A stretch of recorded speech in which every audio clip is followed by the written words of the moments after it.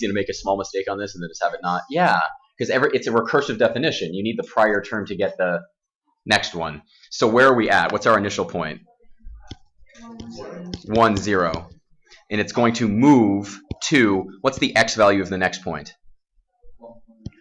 1.1. Why do we know it's 1.1? It says it's delta t is 0.1. So you're adding this right here is 1 plus 0.1. Absolutely. Okay, so next though, how do we figure out how much it goes up? How do we figure out how much it goes up? We know that dy dt is equal to 1 over t. So this right here, so we know dy dt when t is equal to 1, what's that going to be equal to? 1 over, which is 1. So this is going to end up being, where are we now at right here for this y coordinate? 0 plus 1 is 1. That right there, it's good to say it like that, is 0 plus 1. So there's your first iteration right there. There's the second point.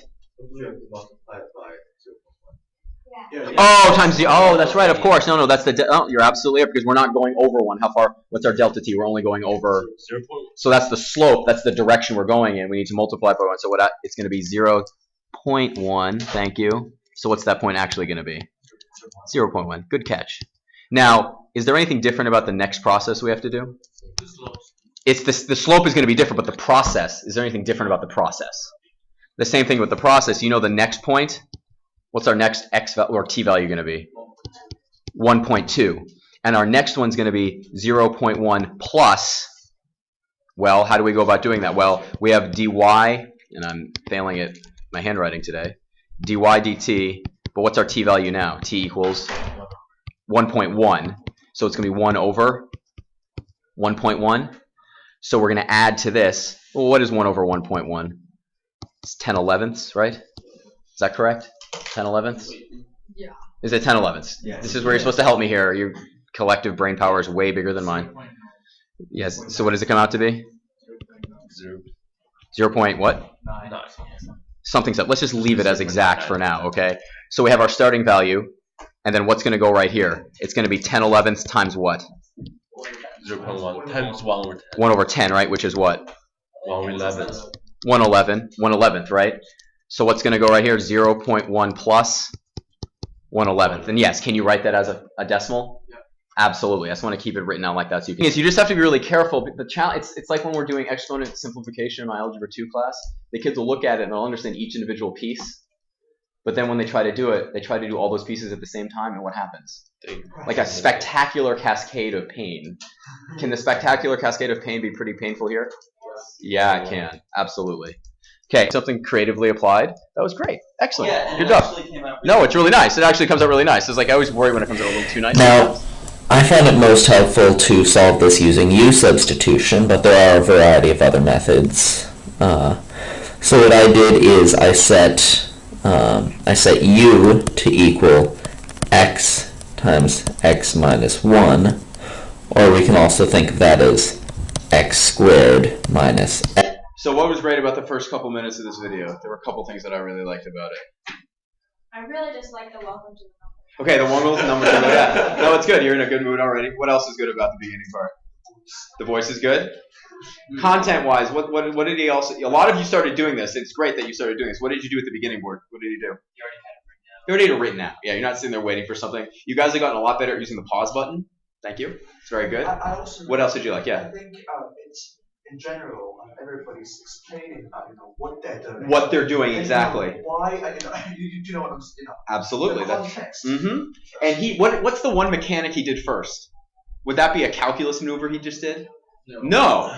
So when you're doing calculus, you have to remember that you also have to remember your basic exponents, your basic trig. So when you see something big and nasty, you tend to want to use calculus to take it apart. But does it always take calculus to take it apart?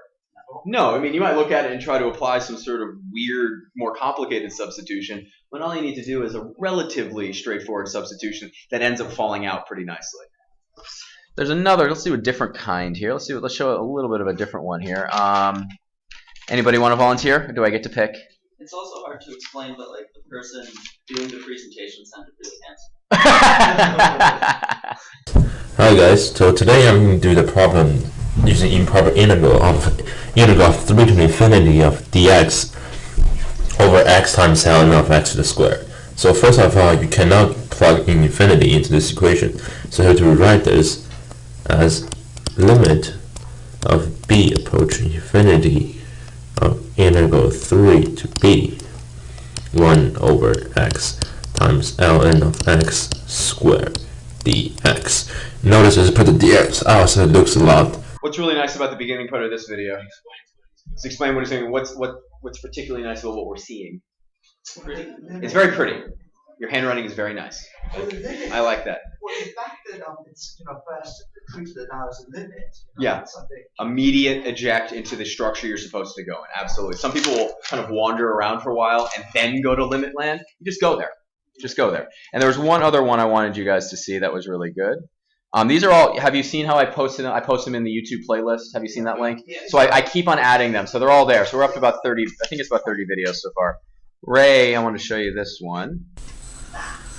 Hello, so Let's get this today I'm going to use improper integral. So in this integral, everything So one thing you'll notice if you watch his video, change into this Ray does a form, really good job of so we pausing can at the right time. actually He integrate pauses, the larger thing following comes the up, rule. and then he keeps moving. You as the viewer, since you're watching, you're not sitting down transcribing what he's doing. You don't need to wait for that transcription time. So keep it up. These are really good. Excellent. I like. So they're up. Most of them are now on our channel. Just to give you a preview of what we're going to work towards. Once we have a pretty good database, you guys are going to come up with the best way to visually present those in a compelling manner. It'll be fun. It's a good time. There's a couple different ways we can do that. What?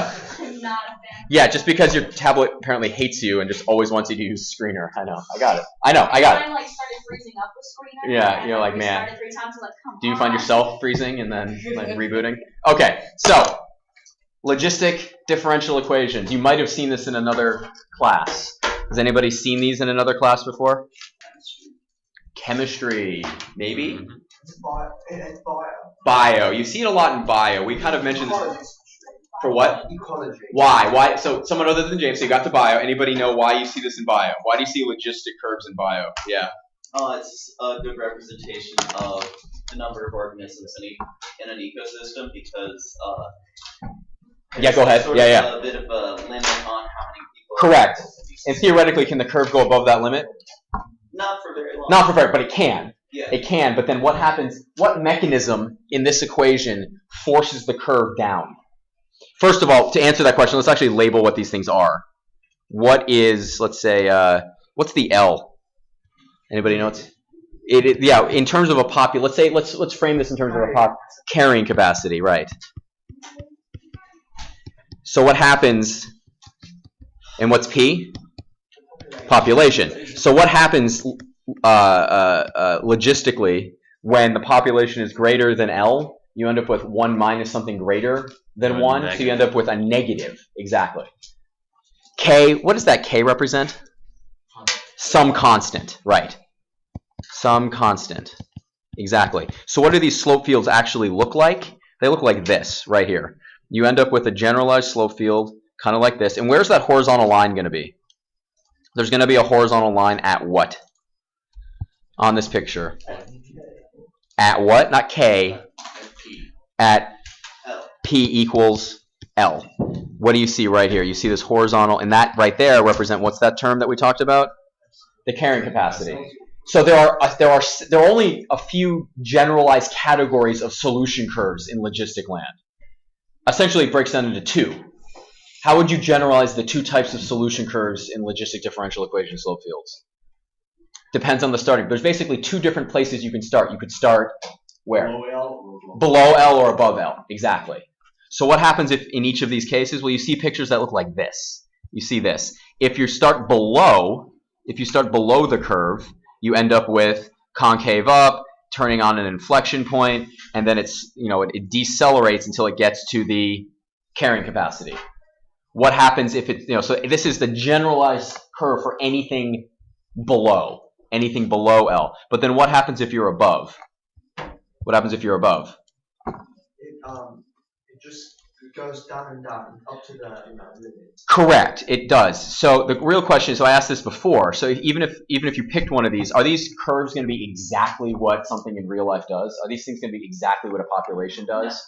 If this was exactly what a population would do, we would never see populations go above or below the carrying capacity. What kinds of events jet things above or below carrying capacity? Invasion. What happened yesterday? Innovation. Invasion. I was like, sure, okay. Innovation.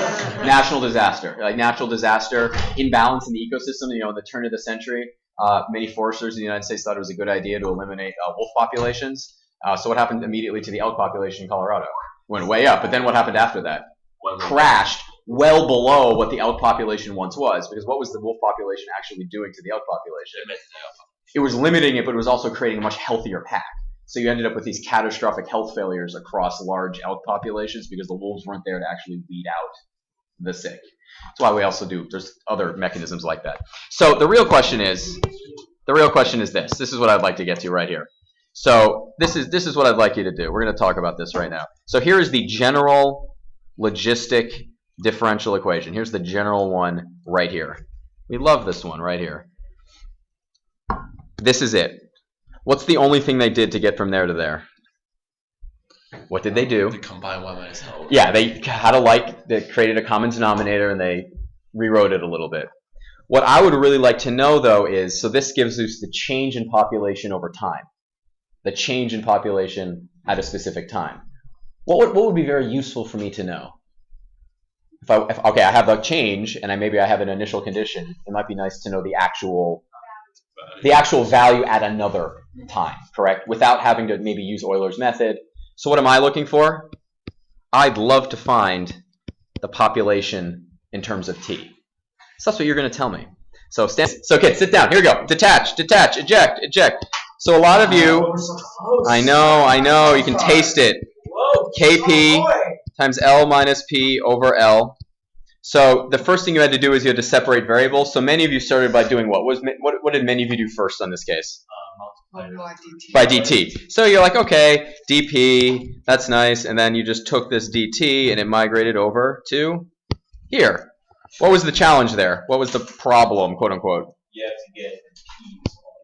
have to get p's all on the same side. So you have to do various maneuvers to get everything on the same side. And eventually, what do you have? Eventually, if you play around with this, you can clean it up a little bit to be, you end up with dp over, let me get this right here, p times L minus p equals integral of k over L dt. That's one way. Now, is that a valid setup for the integration? This is after some are there many different algebraic paths you can take? Yes, there are. Is that a valid setup for your integration in terms of what you know how to do? Absolutely. For example, k over L, both k and L are what? Constant. So what does the right-hand side integrate to? K over L times t plus some constant. We'll call it C1. Now, on the other side, is it a little more challenging to integrate that? What do you have to do to integrate that? Yeah, you need to use partial fractions to do this. You want to break it into some a over p plus b over L minus p dp. So you know that you're going to have to set this up. You know that 1 over p times L minus p has to equal a over p plus b over L minus p. So you split it apart into two. You integrate, recombine. So is this a process you're ever going to have to do out on the AP exam? Are they ever going to ask you to do this? No, they're really, really not going to. What you end up with is you end up with P, if you want to see us, you do this out, P is equal to L over 1 plus A e to the negative KT, where A is equal to L minus P naught over P naught. So what I'd like you to do tonight, you'll get there. You will get there. It tends to, the problem is it tends to blow up with a lot of constants. You have to keep track of your plus C's. They fold into a new, you solve for the, why is there a P naught in there? Initial condition. So they use an initial condition. So instead of saying like plus C, they plug in an initial condition to write it entirely in terms of the differential and an initial condition being P naught. So, but I'd like you to finish this on your own. I would love you to be able to, when pressed, if you really had to, I would love you to be able to start with this, the logistic equation, and actually isolate P in terms of T. That would be nice if you could do that as an additional part to your homework tonight. As an additional part. What does that mean? Give a general solution. What does that mean? P equals That's what you just did. Yeah. You're looking for P in terms of T. See if you can find that. You have specific values in there, which makes it a little bit easier to work